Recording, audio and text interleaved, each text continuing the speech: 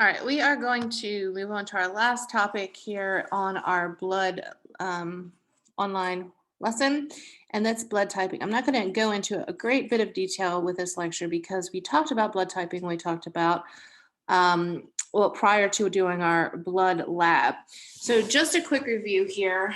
Blood groups are determined by specific marker molecules that are located on the plasma membranes of erythrocytes, these are the red blood cells. So these markers are referred to as antigens. Antigens are found on all cells. Antigens normally are referred to as being found on foreign cells, but in the case of blood typing, antigen is referred to as any substance that can cause the body to make an immune response against that substance. And also in the blood, in our plasma, we have specific antibodies. And these antibodies are there to protect bodies from specific foreign objects against which they are produced. And in the case of our blood, we see that the antigens that are on the surface of the erythrocytes can interact with the antibodies that are located in the plasma if we have a transfusion or a blood donation where the wrong blood type is given to an individual. And what happens when a specific antigen is marked by a antibody is that the antibody will actually attach to the antigen, and it causes the cells to start to adhere to each other, and the cells get this kind of clumpy like structure, and that name for that clumping is actually called agglutination. You saw this in the blood typing lab, and this is actually how you determined what the blood type was, because you had your blood, which had its specific antigens on the surface, and then you added antibody A. And if antibody A interacts with the antigens that were on the blood sample, it caused that clumping. And that clumping was actual, well, it wasn't actual, but it was a representation of this agglutination or clustering of cells into masses, and they're linked together by antibodies. So here we have a illustration of this. So we have our red blood cells and we have antigens on the surface. And if those antigens interact with a specific antibody, it causes those individual cells to clump together, causing this agglutination. Now, in individuals, if this was to occur, agglutination of the erythrocytes, it could be fatal. Because these cells start to clump together, and eventually they're going to form a clump that's large enough to block small blood vessels, depriving tissues of oxygen and nutrients, or it could, it could cause a lot of pain to block off oxygen to your extremities. But if one of these blockages occurred, for instance, in the brain, it would result in a stroke, or in the heart, in the vessels that feed blood to the heart, that would be a heart attack, or in the lungs, a pulmonary embolism. So on the plasma membrane of red blood cells, there are more than 50 different antigens that have been identified. Not all, I mean, all 50 of them are important. And of course, if you had something like a organ transplant, you would try to match as many of those antigens as possible to prevent any type of rejection. But when we're talking about blood types, there's actually two important groups that is broken into, and those two groups are made up of just 3 of those 50 antigens. So the first group is referred to as the ABO blood group, and the 2 antigens that are involved in defining the ABO blood group are the A antigens and the B antigens. And then there's the RH blood group, and the RH blood group is going to be determined due to the presence or absence of an antigen that is referred to as antigen D. So normally the body must be exposed to a foreign antigen before an antibody can be produced, but this is not the case for ABO blood groups. So if a person has a blood type A, they will have A antigen on the surface of their red blood cell. However, they will, be born with B antibodies that are going to be present in the plasma. If an individual is blood type B, there will be B antigens on the surface of the red blood cell, and they will naturally have A antibodies present in the plasma. If a person is blood type AB, they are going to have both antigen A and antigen B on the surface of the red blood cell, and they will naturally have no antibodies present in the plasma. If an individual has blood type O, I want you to remember that blood type O is equivalent to blood type no, because it does not have antigen A or antigen B on the surface, that neither of those are present. And because of that, they are going to naturally have in their plasma antibody A and antibody B. Of course, this is not a problem because antibody B is going to cause, is going to adhere to antigen B and cause that clumping. But since it's present in blood type A, there's no B for that. There's no B antigen to attack on blood type A, so it's fine. Same way with blood type B. Blood type B has the, let me get my little laser pointer here. Blood type B has B antigens on the surface, A antibodies. Well, this works out fine because the A antibodies would attack the A antigens. No A antigens present here. In blood type A and B, there's antigen both A and B present. However, there's no antibodies in the plasma, so there's going to be no interaction there. Blood type O has no antigens present, no A, no B. So it can have A antibodies and B antibodies present in the plasma because there's nothing for the A antibody or the B antibody to attach to and cause agglutination. All right, so if we look at the occurrence of the different blood types in Americans, we have African Americans, Asian Americans, Caucasian Americans, Latina Americans. As far as African Americans are, well, actually, as far as everyone, all races are concerned, blood type O positive is going to be the most, or O is going to be the most prevalent. The second is going to be A positive. And I believe the least for occurrence, well, I mean, I guess it varies. The least for African Americans is B negative, for Asian Americans, B negative, for Caucasian American, it's AB negative, and for Latina Americans, it's B negative. But overwhelming majority of people have O positive blood. So again, I said the A and the B, ABO was one type of blood typing that involved antigen A and antigen B, but there's another type of blood typing that is going to involve another antigen that's called D antigen. And so this is described as the RH blood group. It's called the RH blood group because it was first identified in rhesus monkeys. Rhesus monkeys is RHES. I believe, RHESUS, rhesus monkeys. And so the RH comes from that name of that a species of monkeys, the rhesus. And it is designated by the presence or the absence of antigen D. If antigen D is present on the red blood cell, you are considered to have a positive RH factor, or your blood is positive. If you have no D antigen present on the red blood cell, you are referred to as Rh negative or negative blood type. The Rh group is completely distinct from the ABO group, which means that whether or not you have a D antigen present is completely separate from whether or not you have an A, a B, an AB, or no antigen present. So this means that, as you can look here, you can be A positive, A negative, B positive, B negative, AB positive, AB negative, O positive, or O negative. There's no bearing on the presence of the D antigen when concerning the A or B antigen.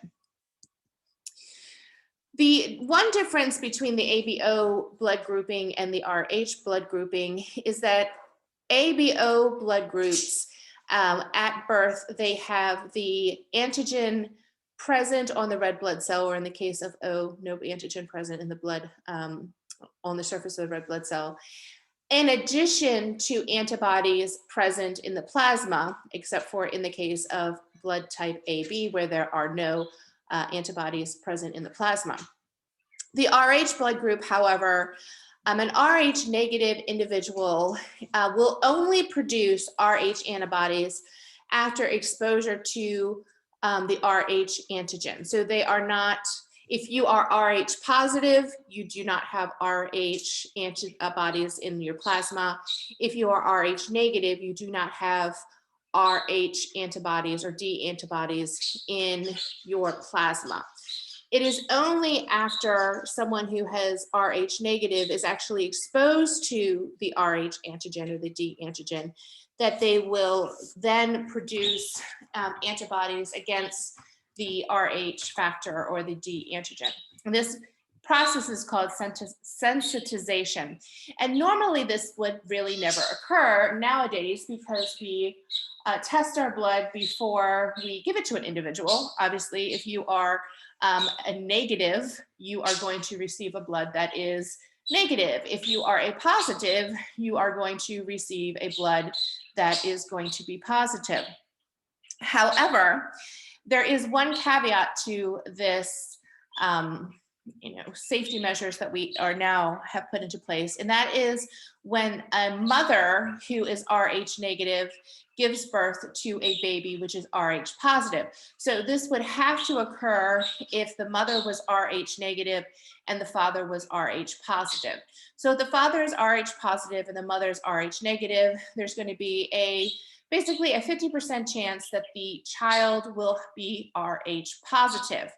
Now, after the birth of an Rh positive baby to an Rh negative mother, there's a short period of time after birth that the mother's blood will be exposed to the infant's blood. In utero, the bloods are kept separate, but after birth, the mother can be exposed to the baby's Rh positive blood. Now, at that time, since the mother will have been exposed to the Rh positive blood, the mother's immune system will start to generate anti-Rh antibodies. Why? Well, because she's Rh negative. Her body has never seen this Rh antigen before. It's exposed to it. It is going to see it as a foreign particle, and it's going to produce antibodies against it. Well, again, shouldn't be a problem, because if this woman ever goes to get a blood transfusion or is going to receive blood, she is going to receive Rh negative blood. However, the problem comes in is if this woman becomes pregnant again with another child who is Rh positive. So if the mother conceives another Rh positive baby, the Rh antibodies that the mother is carrying can actually cross into the fetal bloodstream and destroy the fetal red blood cells. And this is actually, this process has a name. It's called hemolytic disease of the newborn. Hemolytic, hemo meaning blood, lytic meaning the cells are broken open. So hemolytic disease of the newborn, and it can actually cause fetal death. This is a nice little illustration of what we have going on here. So we have an Rh negative mother and Rh positive father. Look how happy they are.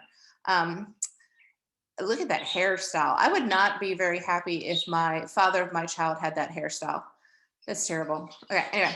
So Rh negative mother, Rh positive father, the baby is Rh positive. Okay, now, normally nothing's going on, there's no switching in the blood. We go to deliver, and we have a little bit of exchange of the fetal blood with the mother. So the fetal blood is positive, it enters into the mother. The mother says, oh no, what are these positive, what is this Rh antigen? We should probably protect ourselves from this in the future because this is a foreign product or a foreign molecule. So after birth, the mother's body starts to produce anti-Rh antibodies. Not a big deal because, it's not going to hurt her. Now, for some strange reason, she decides to have another kid with this guy over here that has this horrific haircut. And he's Rh positive. So the baby turns out to be Rh positive. All right, well, so now she's carrying this Rh positive child.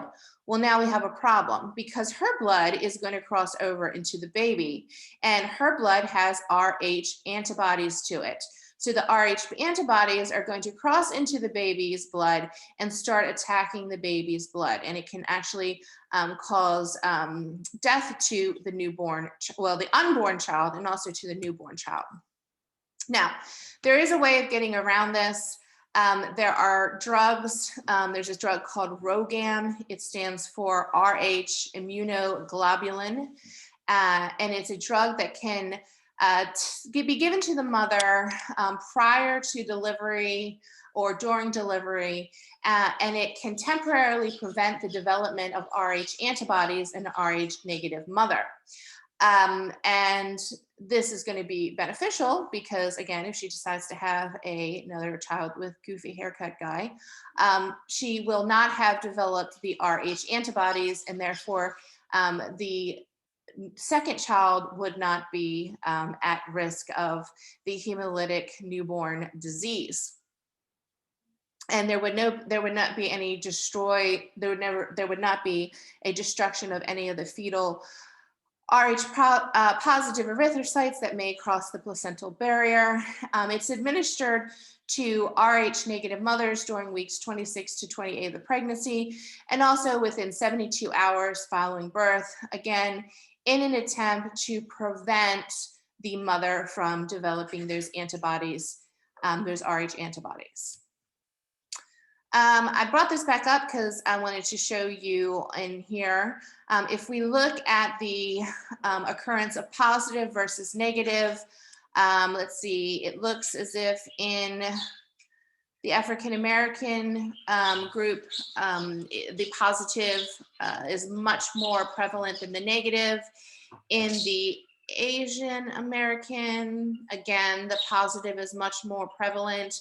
In the Caucasian, the positive is more prevalent, and also in the Latino, the positive is much more prevalent. So it's much more prevalent for you to be Rh positive than it is to be Rh negative. Why is this important? Well, because when it comes down to blood transfusions, you have to make sure that you are not giving someone the wrong blood, because if you do, this can cause a lot of problems because we can have that agglutination. So let's look at what can occur. So the best way to transfuse is by what is referred to as matching blood types. And in the best case scenario, you would actually take a little bit of the donor blood and a little bit of the receiver's blood, and you would mix it together, make sure there's no agglutination. But sometimes that, especially in emergencies, that's not always the most applicable thing to do. So you gotta go with what you know is going to mix best. And I talked about this in class. And when people receive blood, they don't really normally receive whole blood. They receive the red blood cells.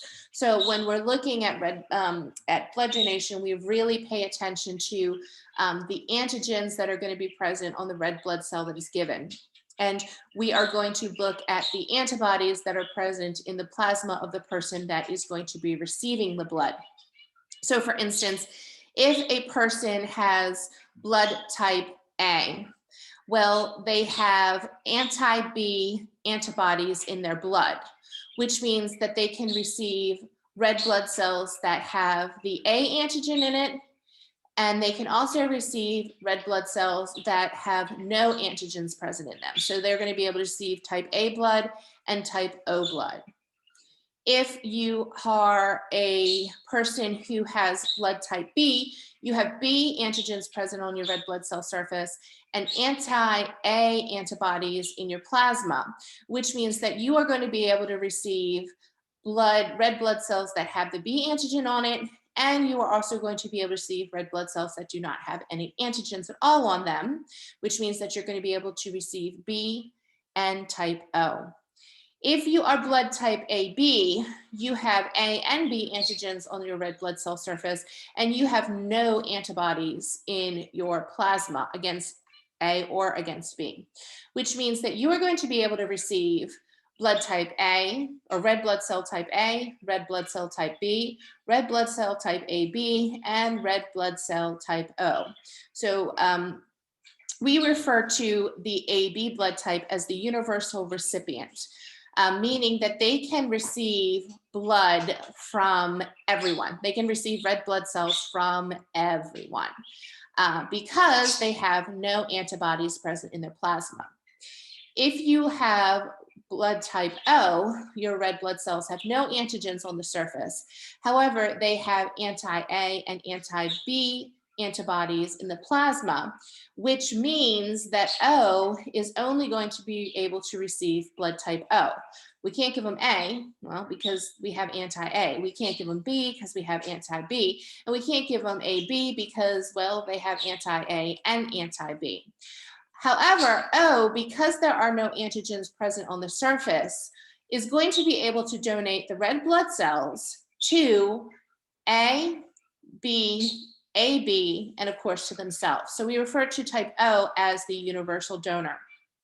Now, when it comes to whole blood, we have a little bit more of a problem because we have to almost match, we have to match exactly because we have to be careful of the antigen that is present and also the plasma that is present. So for instance, if we have blood type AB, which is the universal recipient, if we were to give them blood type, whole blood type B, well, we're going to have a problem.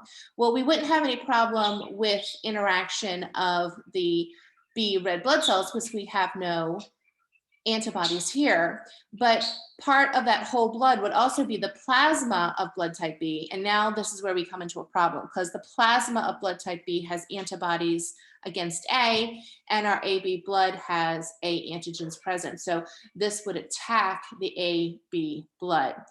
So if we are matching whole blood, you have to have the exact blood type. But mostly when you give blood, they separate the components out. They separate the red blood cells out, they separate the plasma out. The plasma goes to donate to people who have that exact blood type. The red blood cells can go to various people depending on the compatibility.